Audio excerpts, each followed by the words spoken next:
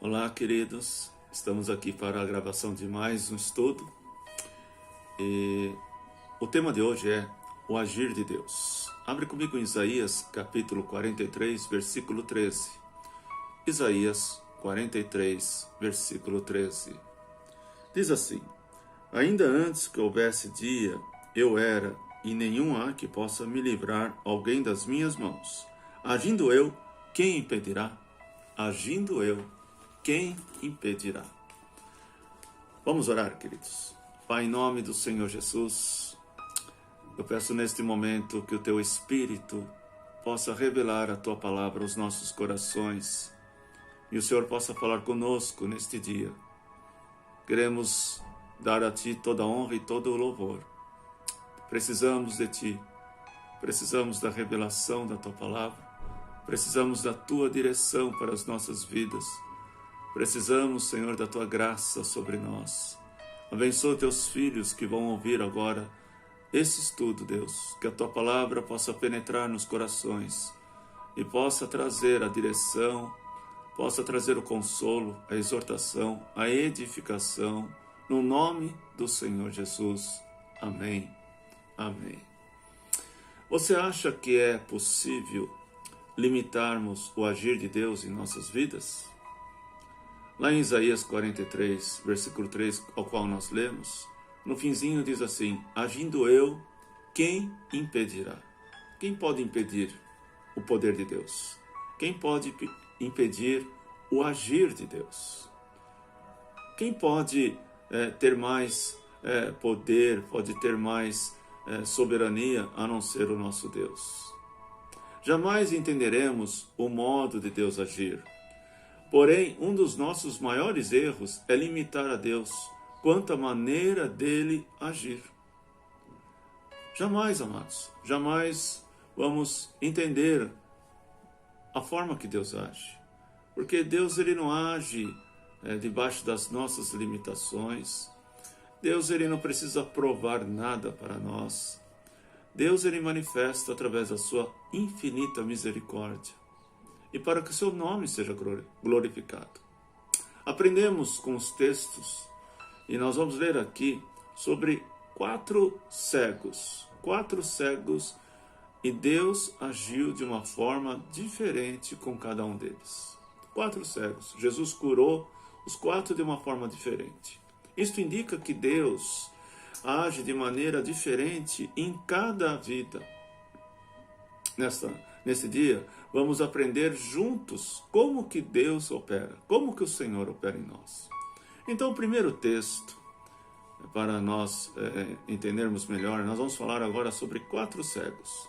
O primeiro está lá em Marcos, capítulo 10, versículos 51 e 52. Olha o que diz. Perguntou-lhe Jesus: Que queres que eu faça? Essa é a pergunta de Jesus, hoje para você. Que queres que eu faça? Respondeu-lhe o cego: Mestre, que eu torne a ver. Que eu torne a ver. Então Jesus lhe disse: Vai, a tua fé te salvou. E imediatamente tornou a ver e seguia Jesus a estrada fora. Então, amados, aqui o primeiro cego, ele é abordado por Jesus. Jesus faz uma pergunta para ele, ao qual o Senhor está fazendo essa pergunta para nós. E o cego imediatamente fala: eu quero ver. E Jesus ali fala para ele o quê? Vai, porque a tua fé te salvou. Então, nós podemos ver aqui que a fé deste homem o fez ele enxergar novamente. Recebeu esse milagre extraordinário. Esse foi o primeiro milagre e primeira ação deste cego. Agora vamos ver o segundo. O segundo está lá em Mateus, capítulo 27 a 30. Mateus 9, de 27 a 30. Olha o que diz o texto. Partindo Jesus dali, seguiram-no 2 cegos, clamando: Tem compaixão de nós, filho de Davi. Então, amados, como é importante quando nós clamamos pelo Senhor e pedimos a sua misericórdia. Como é importante, amados. Tendo ele entrado em casa, aproximou-se dos cegos. E Jesus lhe perguntou: credes que eu posso fazer isso? O Senhor está perguntando hoje para você: você crê? Você crê que o Senhor pode mudar hoje a tua situação? Você crê que o Senhor pode te curar nesse momento? Você crê que o Senhor pode mudar essa situação financeira que você está hoje? Você crê? Respondeu-lhe: sim, Senhor. Então lhes tocou os olhos, dizendo: faça-se-vos conforme a vossa fé. E abrindo-lhes os olhos, Jesus, porém, os advertiu severamente, dizendo: acautelai-vos dos que ninguém saiba. Mas olha que interessante, amados. Aqui a palavra diz que o Senhor tocou os seus olhos.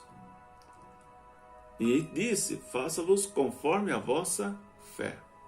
No primeiro, somente ele trouxe a palavra, conforme a tua fé. Nesse, o Senhor toca nos olhos e fala: faça conforme a sua fé. E pede para que eles não saiam espalhando.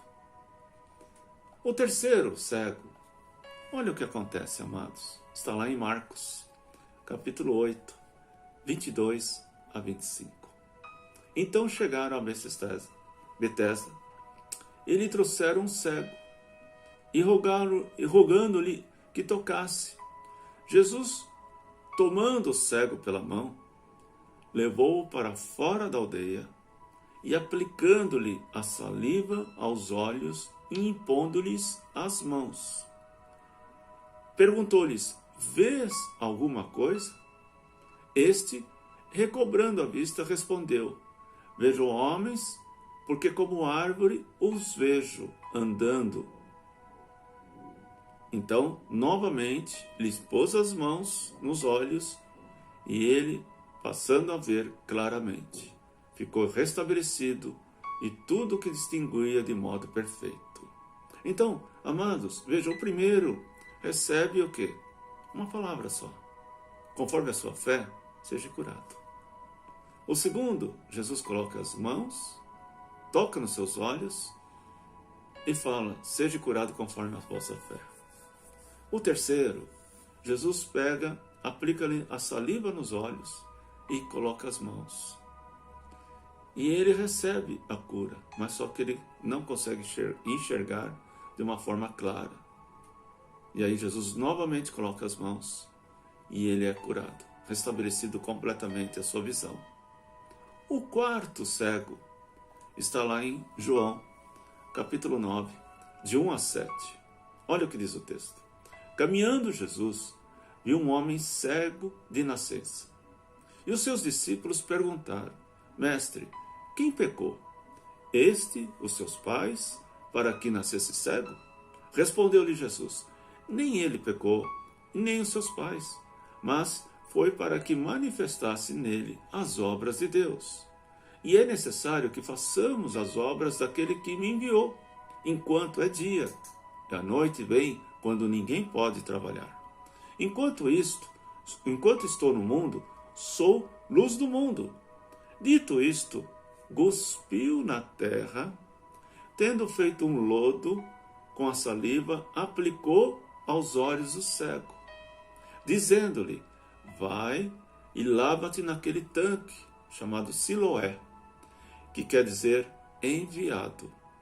Ele foi, lavou-se e voltou vendo. Veja que interessante, amado. 4 cegos foram curados de formas diferentes.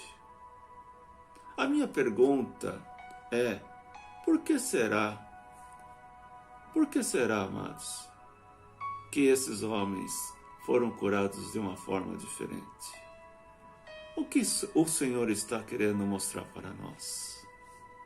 E eu quero falar, diante destes textos ao qual nós lemos, eu quero falar sobre vocês sobre 4 lições.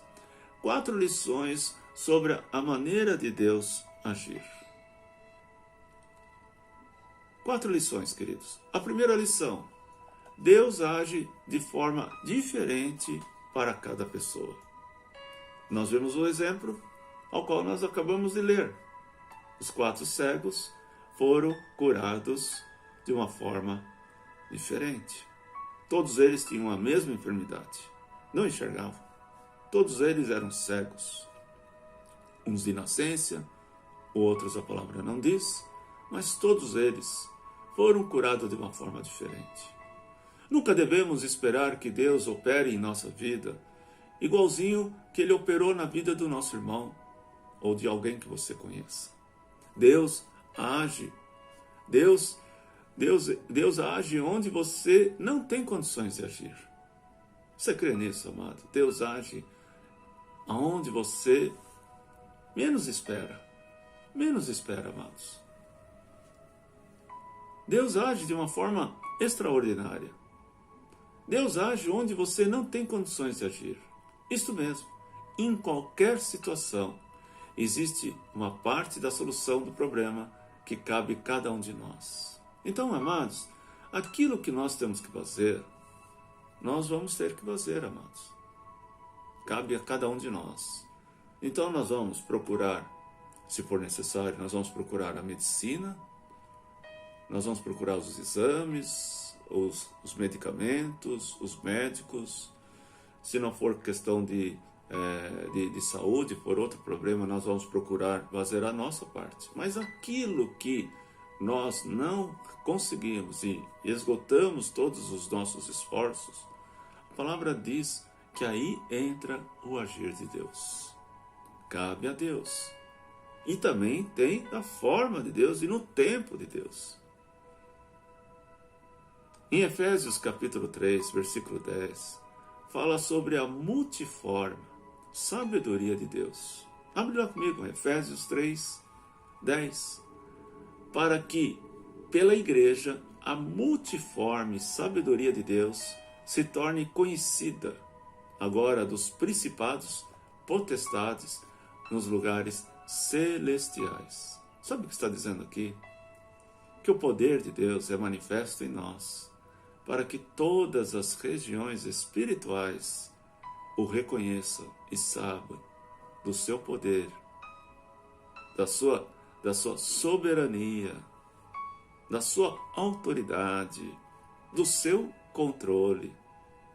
Então, amados, Deus está manifestando hoje como Ele agiu no passado.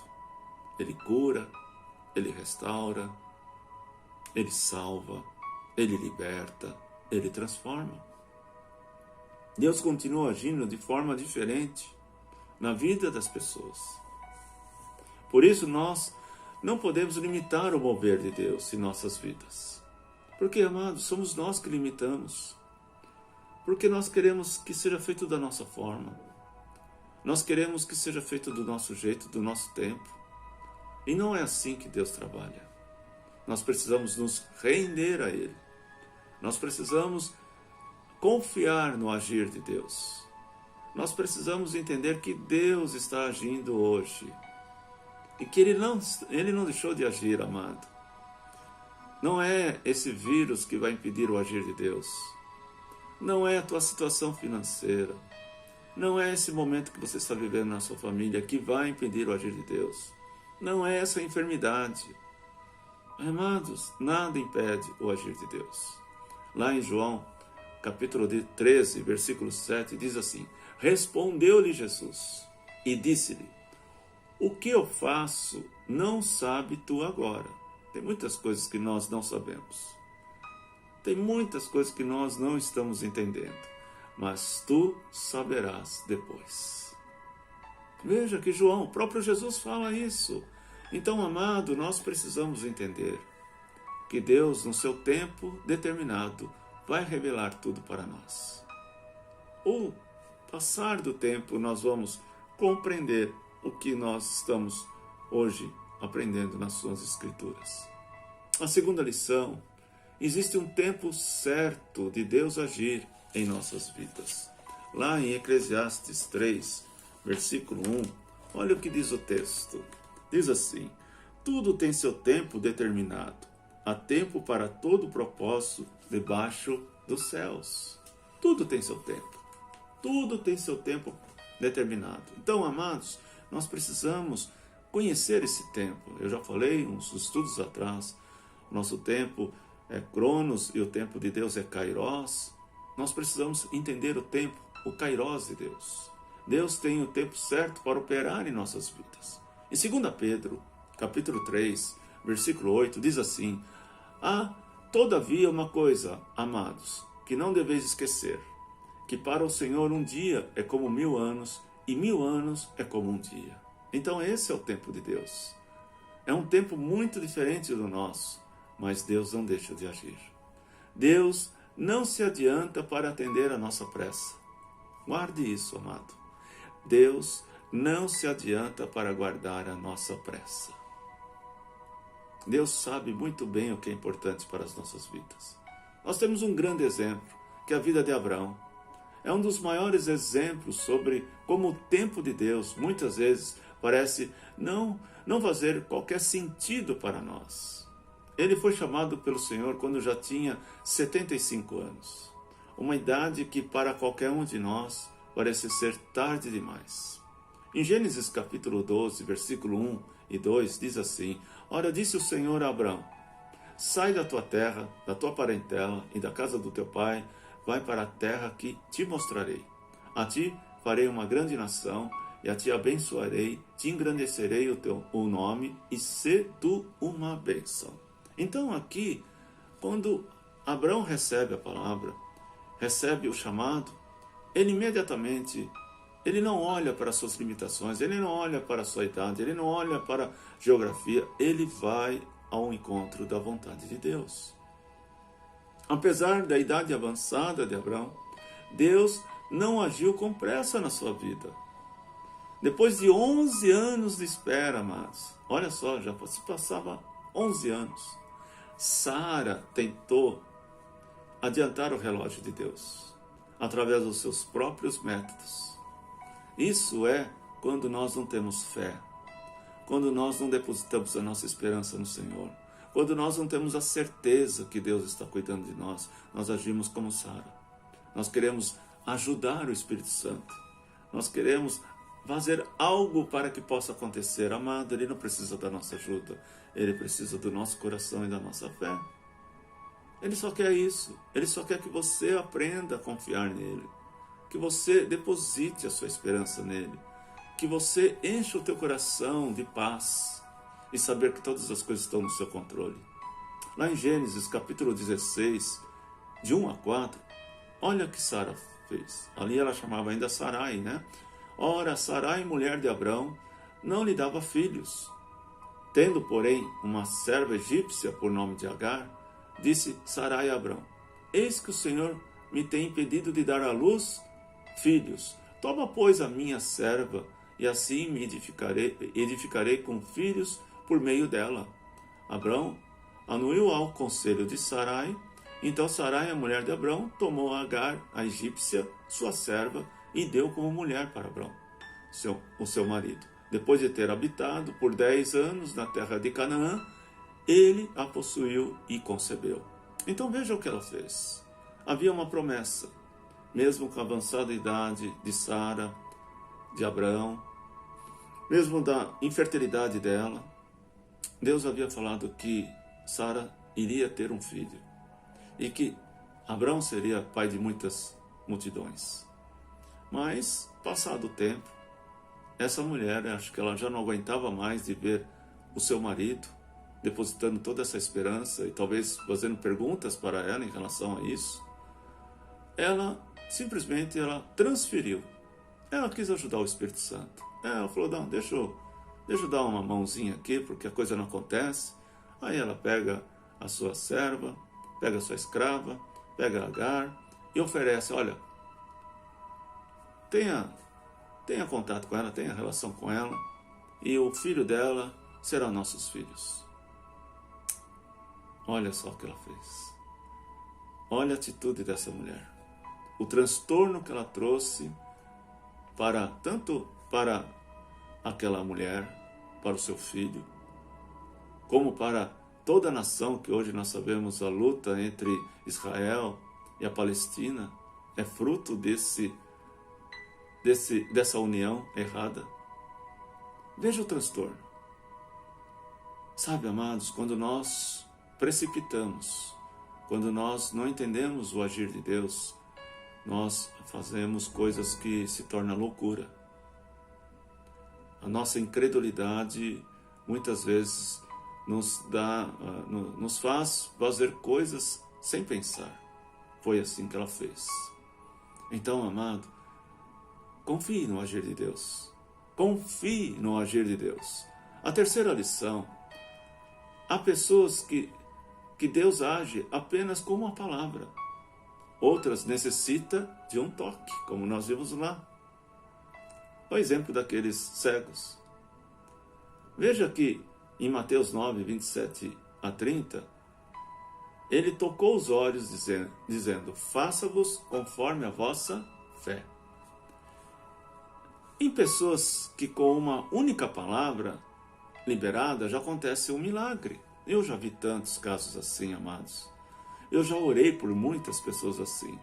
Eu estava vivendo um tempo muito difícil nas minhas finanças, por exemplo, e eu fui orar por uma pessoa que também estava passando um momento muito delicado, e orei pelas suas finanças, orei para que ele fosse abençoado. Amados, de um dia por outro, aconteceu uma reviravolta, e essa pessoa foi tanto abençoada, e eu continuei ainda passando por aquele aperto.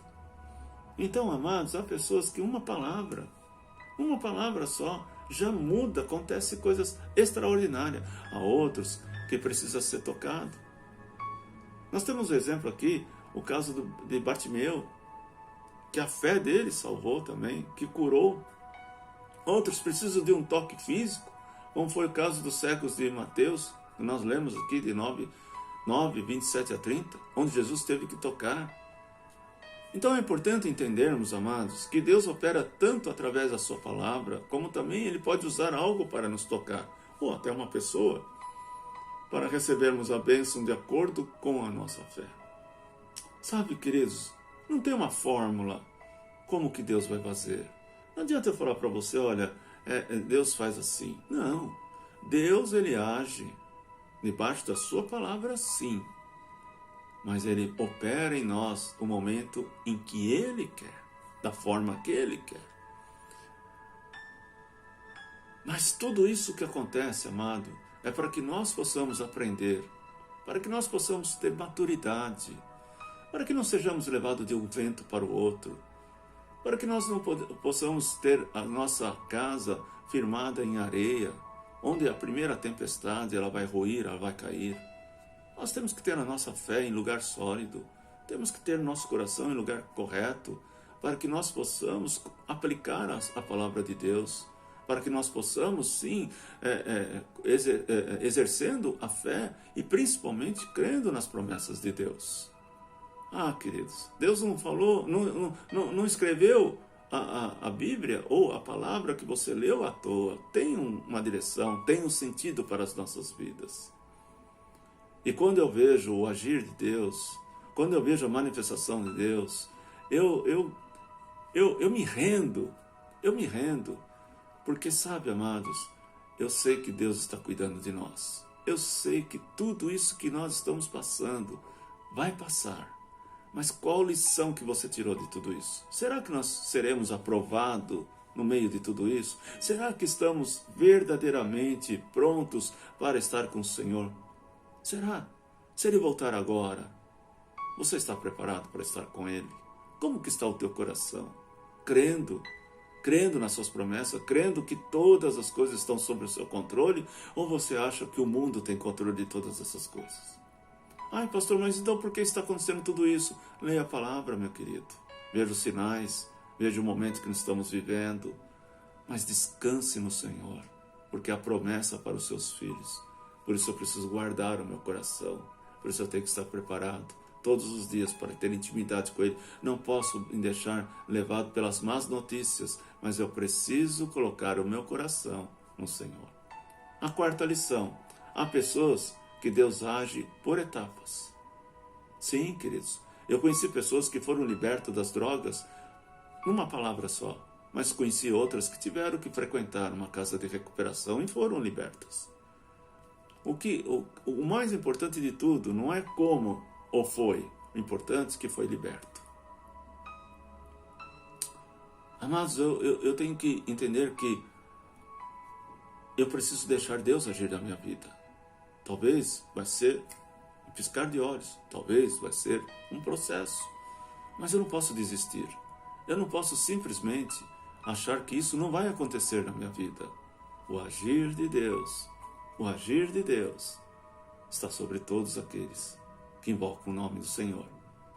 Um texto lido lá em Marcos 8, 22 a 25, Jesus expõe a mão ao cego e ele vê parcialmente. Depois Jesus torna a colocar as mãos novamente para que ele seja curado. Veja que esse foi por etapa. Os demais lá, só bastou uma palavra. O outro, Jesus fez um lodo lá, outro colocou as mãos, o outro mandou lavar os olhos do tanque. Então, sabe, amados, o importante é que todos foram curados. O importante é que Deus quer que você também receba. Você entenda que Ele quer agir na sua vida, que Ele quer agir na sua família. Mas você precisa conhecê-lo mais. Você precisa confiar nele. No Salmo 103, versículo 14, diz assim: pois Ele conhece a nossa estrutura e sabe que somos pó. Então, o Senhor sabe das nossas limitações. O Senhor conhece a tua vida como conhece a minha vida. Ele sabe tudo aquilo que nós estamos passando. Lá em Hebreus capítulo 4, versículo 16, diz assim: chegamos, pois, na confiança ao trono de graça, para que possamos alcançar a misericórdia, achar graça para sermos ajudados em tempo oportuno. Oh, amados, cheguemos, pois, com confiança. Busque essa confiança. Peça perdão por muitas vezes você não confiar. Peça para que o Senhor esteja edificando seus pés, fortalecendo seus pés, para que você possa pisar nos lugares certos, caminhar na direção do Senhor. Em Lucas capítulo 24, versículo 38, diz assim: e ele disse: por que vocês estão perturbados e por que levantam dúvidas no coração de vocês? Por que, amados? Por que vocês têm dúvidas? Por quê? João 14, versículo 1 diz assim: não se turbe o coração de vocês, creiam em Deus, creiam também em mim. Quase sempre as bênçãos que Deus derrama em nossas vidas são por etapas, queridos. A maior parte, a maior parte na minha vida foi assim. Filipenses capítulo 2, versículo 13 diz assim: porque Deus é quem efetua em vós tanto querer como realizar segundo a sua boa vontade. Jesus operou milagres na vida de muitas pessoas. Jesus operou milagres na vida de muitas pessoas. E com certeza Ele tem muitos milagres para nós também. Ele tem muitos milagres. Mas para recebermos, precisamos crer, esperar e não limitar o poder de Deus em nós. Amém, queridos? Então, nós entendemos que nós estamos sobre a ação de Deus, o agir de Deus. O agir de Deus está sobre as nossas vidas, mas nós precisamos entender que nós temos que crer, descansar e saber que Ele está trabalhando em nós. 4 lições que nós tiramos desses homens que foram curados, esses 4 cegos. Deus age de forma diferente em cada pessoa. Existe tempo certo de Deus agir em nossas vidas. Há pessoas de Deus que agem apenas com uma palavra e outras necessitam do toque. Há pessoas que Deus age por etapas. Em que você está relacionado aí? Mas eu quero que você entenda, o agir de Deus é para hoje e para a sua vida. Amém? Espero que esse estudo te ajude a tua fé, a te fortalecer e a você não desanimar e não desacreditar do que Deus tem para agir na tua vida. Vamos orar? Pai, em nome do Senhor Jesus, eu te louvo, Deus, porque a tua palavra ela é muito clara e nos leva a viver o sobrenatural. Queremos Senhor amado, nesse tempo que estamos vivendo, sermos aprovados pelo Senhor. Ó Deus, não queremos de forma alguma duvidar, descrer, mas queremos colocar a nossa fé, depositar toda a nossa esperança no Senhor e saber que o Senhor está manifestando da forma que Tu queres nas nossas vidas. Pai, tenha liberdade para agir na minha vida, na vida dos meus irmãos, em cada projeto, sonhos, alvos, propósito que os Teus filhos têm. Pai, eu entrego nas Tuas mãos cada um dos Teus filhos e peço que o Senhor possa mover a ação do Teu Espírito sobre eles e que nós possamos viver o sobrenatural, possamos dar testemunhos da Tua infinita misericórdia, da Tua grandeza e da forma que o Senhor tem operado em nós. Eu creio, o agir de Deus está sobre nós. Obrigado, Deus, porque o Senhor está nos levando a viver experiências novas para que possamos crescer no Senhor e sejamos testemunhas claras, evidentes do Teu poder em nossas vidas. Em nome do Senhor Jesus. Amém. Amém. Deus abençoe, queridos. Fique com Deus.